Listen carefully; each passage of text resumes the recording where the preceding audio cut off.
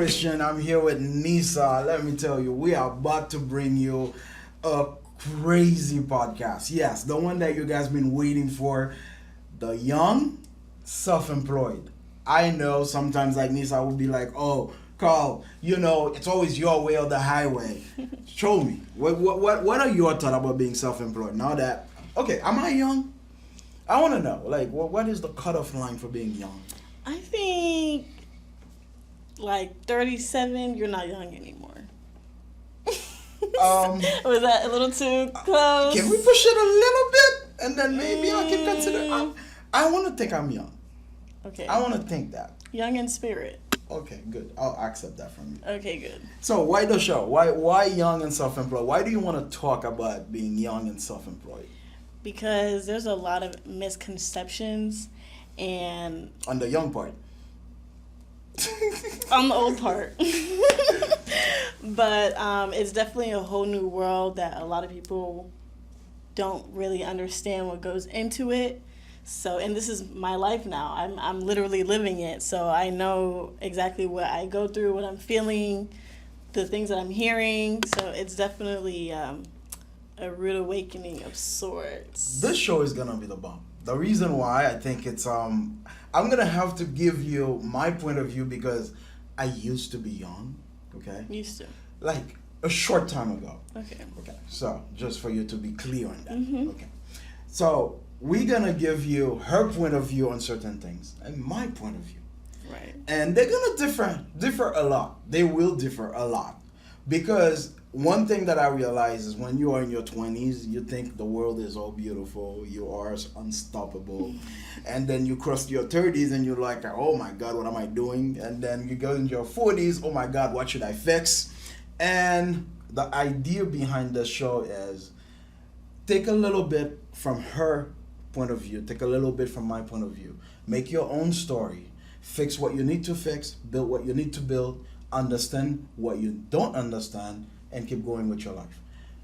Nissa, Yes. you're young, you're self-employed. Right. What is the first thing that happened that made you think like, should I be self-employed?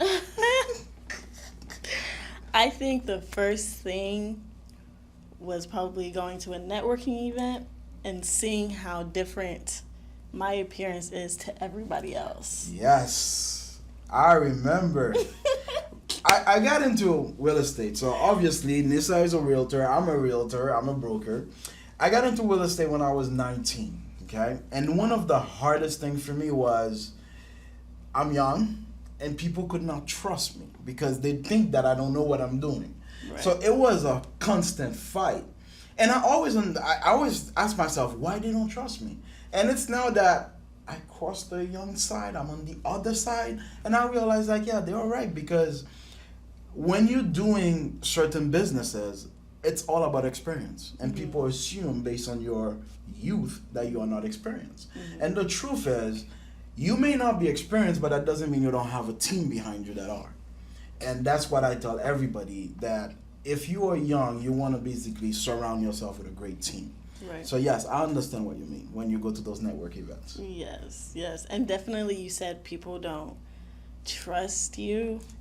Yes. It's so true. It's crazy because I have to work 3, 4, 5 times as hard to get a client, and then when I have them, I have to really hold myself to a certain standard and carry my way so they can at least look at me and be like, okay, she might know something. But it's definitely been a challenge, I will say. I remember that saying, fake it till you make it. Oh my gosh. It doesn't work. At least not in real estate. Because they will catch you. No matter what you do, if you keep saying the wrong thing, they will catch you. My idea, when you get into that era and you say, look, do I go get a job or do I become self-employed? My one biggest problem is I don't believe people understand what self-employed means. Mm-hmm. So before I give you my idea, I want to hear it from the young. What is your idea of being self-employed? Self-employed is really like, you have to be on top of your shit. Can I say that? Of course. Okay, you really have to be not? on top of your shit because nobody is telling you where you have to be. Because you don't want to be in the shed, you want to be on top of it. You Right, understand? exactly. Okay. Nobody's telling you where to be, when to be, how to be. You have to really brand yourself, and especially in a world of real estate where it's, I mean, to be quite frank, people are going to judge you off of your appearance. Definitely. You're not going to avoid that. Definitely. Ever. Yeah, So, for me personally, I definitely had to, I haven't perfected it yet, but get my schedule together, put myself on a schedule. Certain days I'm doing certain things just to keep myself, on track essentially, because it's very easy to be like, okay, I don't have a client. I don't have a client this week, so what am I going to do this week? Nothing? Yeah. I can't do that. I have to go out and find the next client. But it's very easy to fall into the, I don't want to say laziness, but kind of procrastinating. You yeah. can say it. That's the word. The curse of being self-employed. That is the word. You procrastinate a lot.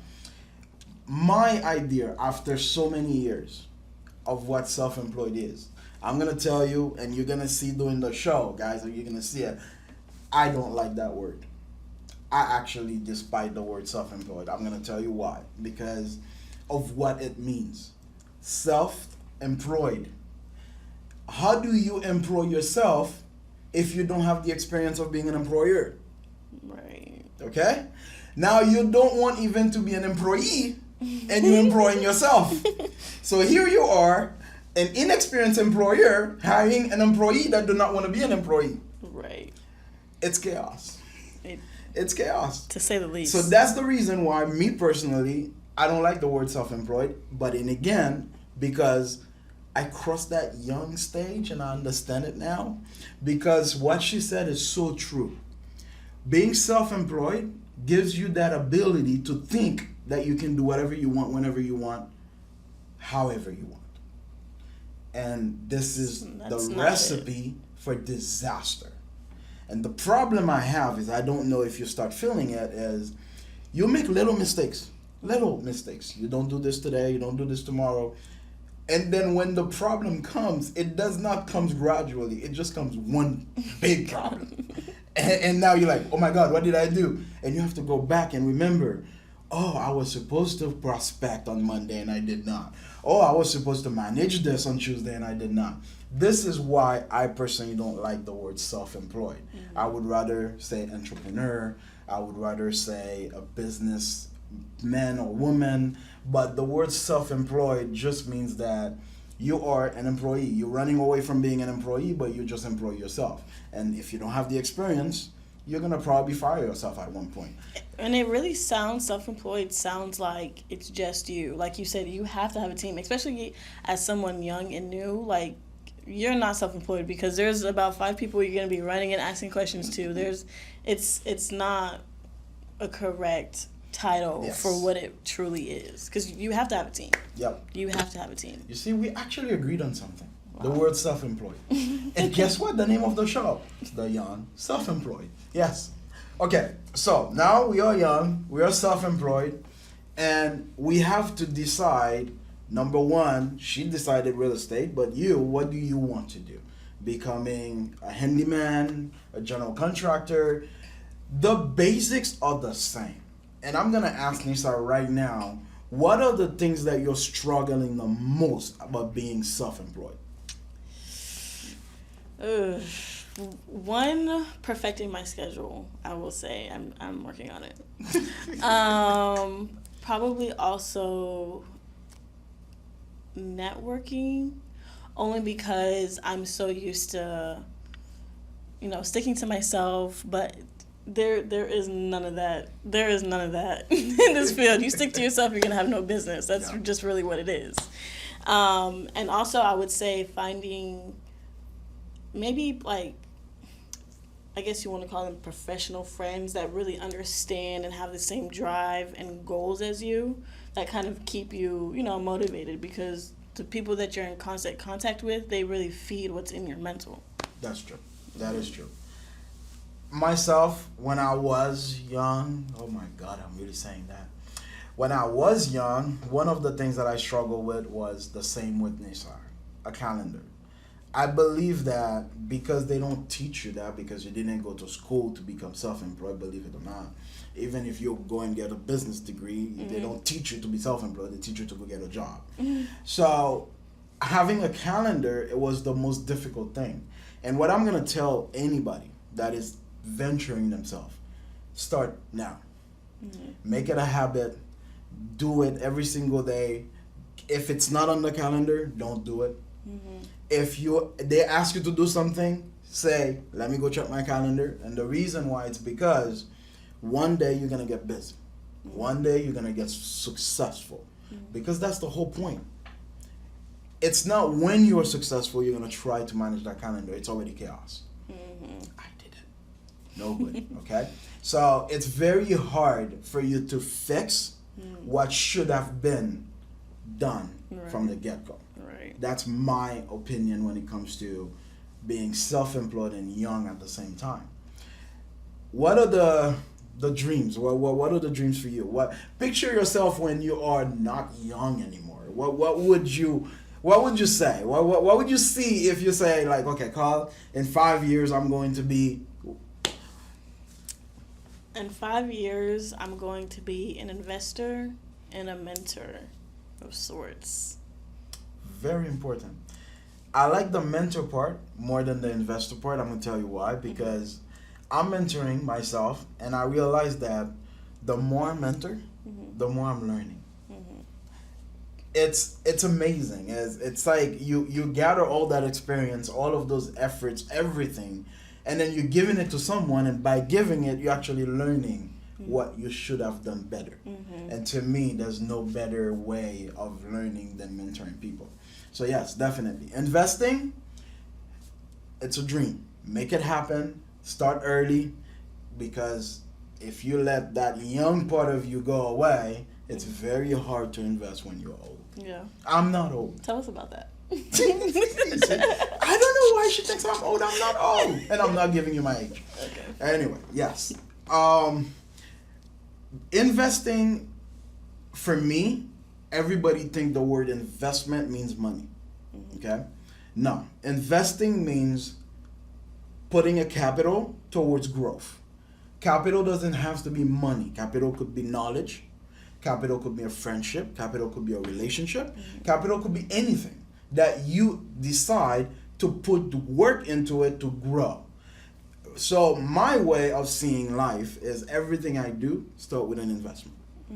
If I'm going right now and I meet someone and we sort of want to become friends, I have to think, do I want to invest the time, the effort towards what? What is that person and I gonna do in the future, 5 years, 10 years from today? And then now it makes sense. If I'm learning something from you, I'm teaching you something, we are putting money together, we're putting effort together. It could be an example. If you have issues with relationship and you have someone that kind of like have the perfect relationship with their partner, yes, you want to be friends with that person because that person is going to invest their knowledge into you so you can have your relationship the same way. So to me, investing is not only about money, making money. No, investing is anything that you want to grow. That's my opinion, but when I was young, I did not see it that way. I can tell that much. What is your idea of investing? Well, my idea of investing is more in real estate, having rental properties, having properties. Yeah, it's just having properties. That's how I'm trying to get rich like the millionaire. What do you mean? That's the young side of things. That's just the young side of things. Like, investing, become a millionaire. I'll give everybody the advice the same way I'm going to give Nissa the advice. Earning, I don't say making, because there's only one place you can make money is by, if you're in the USA, the Federal Reserve. If you're in your country, whoever print money. That's where you make money. Everybody earns money. You know, you have to do something for you to earn it. So earning $1 million is the easiest thing on earth. Okay. But I know as a young person, you're probably going to tell me, oh, that's not true, bro. Yeah, I don't see that. It is true. It is true, because if you look at the length of the life of someone, a quarter of their life, they actually earn $1 million, believe it or not. Okay. Because they work. They work every day. They get paid every week, and then if you do the quarter, it will be close to $1 million. Okay. The problem with it is this: everybody wants to be a millionaire, so they can earn $1 million, right? Mm-hmm. Okay. It's only a millionaire that can earn $1 million. So it's Okay. not the $1 million that turns you into a millionaire. Mm-hmm. It's the millionaire that earns $1 million. Mm-hmm. And that is where a lot of people make a mistake. Right. They're like, oh, let me go win the lottery so I can become a millionaire. No. You have to become a millionaire first. Mm-hmm. Because Zig Ziglar actually said Jim Rohn actually said that. He said the best thing. He said, if I give you $1 million today, you best become a millionaire today. Because if you don't, you're in trouble. Right. Because it's all about management. Mm-hmm. Only a millionaire know how to manage $1 million. That's why I said everybody earns $1 million. Right. But not everybody's a millionaire. Yeah. You know, it's only a millionaire can manage that. But then again, when you're on the young side, you don't see it that way. Because I did not. That's true. I did not see it that way. I mean, I disagree because, Okay. at least for me personally, I understand that you can get $1 million today and lose $1 million tomorrow. People that win the lottery doesn't. That's true. After a couple of years, they're somewhere depressed in a one-bedroom something. So I understand that. I haven't gotten all my plans together, but I know if I were to have $1 million, I wouldn't even touch it before I had a plan. That is a very important thing. Mm-hmm. But that's the part that I'm trying to say. This is where we disagree on things. Mm. The plan has to be there already. Because you may actually drop on that $1 million tomorrow. That's true. Okay? And of course, that emotional side of us when we get $1 million, it's not easy to control.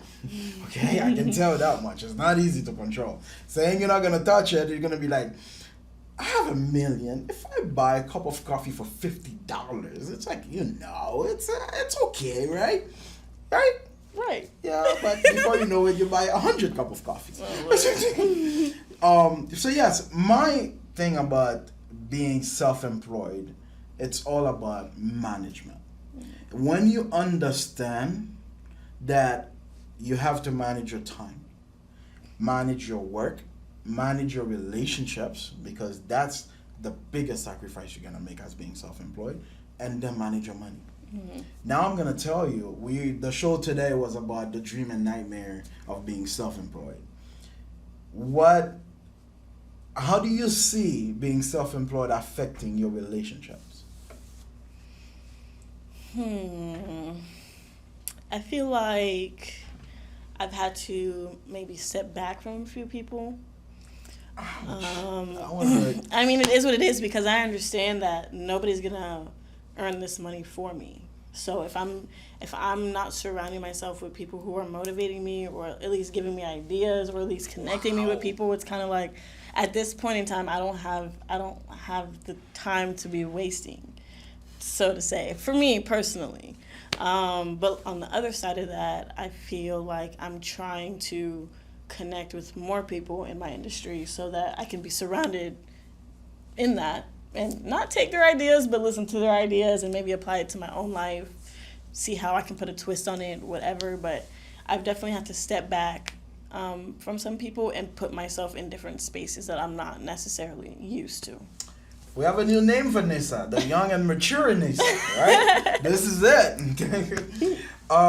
Yes, you got it. It's that was one of the biggest challenge for me. I'm a social butterfly. I have to be with my friends all the time. I have to be everywhere. And when I picked that new world, I found myself that trying to go to the nightclub on a Thursday and then going to shore property on Friday morning. And you could see my eyes are like all puffy. You can see that I could not function. And slowly, you're right, they just fall off. They just slowly fall off. I'm going to be honest with you. At my age, I miss a few of them. There's no doubt. But I do realize that it was the best decision. Because I'm always looking at, this is weird what I'm going to say. It's true. Okay. When you get to be my age, and then you look back into your age, and you realize that those people that fell off, their life is not going to change. Right. I know it's hard for you to grasp that, but you'll be surprised. Like, I have a friend of mine, about 15 years ago. He called me and he asked me if I could lend him like $200.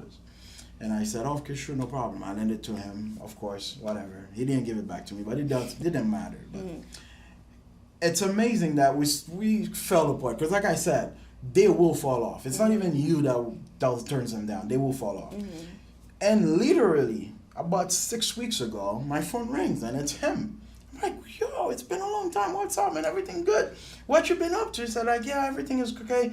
I wanted to ask you, is there any way you can lend me out $200? And I was like, at this time, because now I'm no longer young, I can say no and not feel bad about it, you know? And I said, no, man, I can't. And he was like, but yo, I see you all over Facebook. I'm like, yeah, I know. I'm not going to give it to you. It's okay.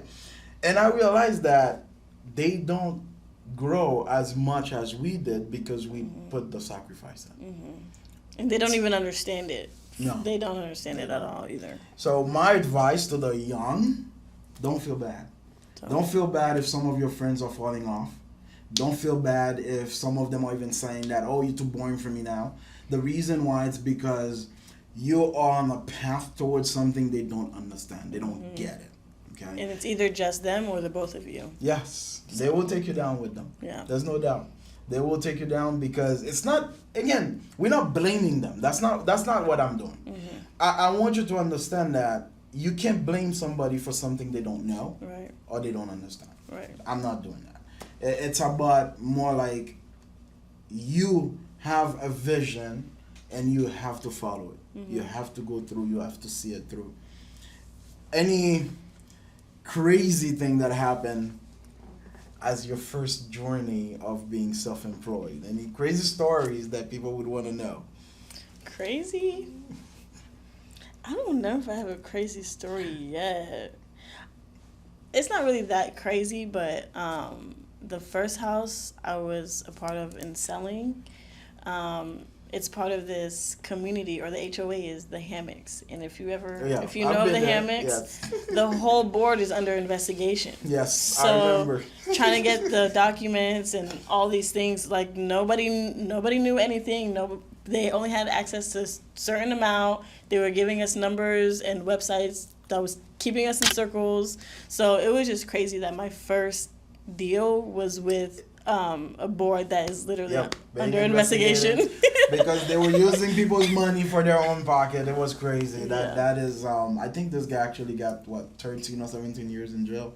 It's insane. But my story, my very first house that I showed was, I'll give you guys the story on how I got that car in the first place. But I'm driving, the client is following me, and right in front of the community, the car stopped.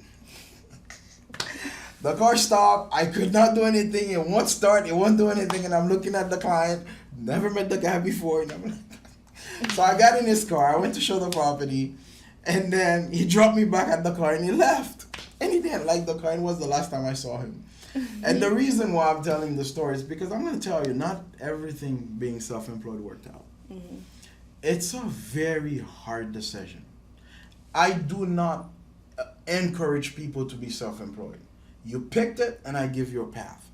But I'm not going to tell somebody, quit your job and be self-employed. A lot of people say, oh, I want to work for myself. I'm not going to work for people. I'm sorry. It's a misconception. You will always be working for someone. Okay? If you don't work for your clients, to me, that's a stupid idea because you will always be working for them. Without them, you won't have what you have. Exactly. If you don't work for your family, then you'll be stupid again. You're the most selfish person on earth. So regardless, you'll be working for someone. Now you have to see which one is better for you.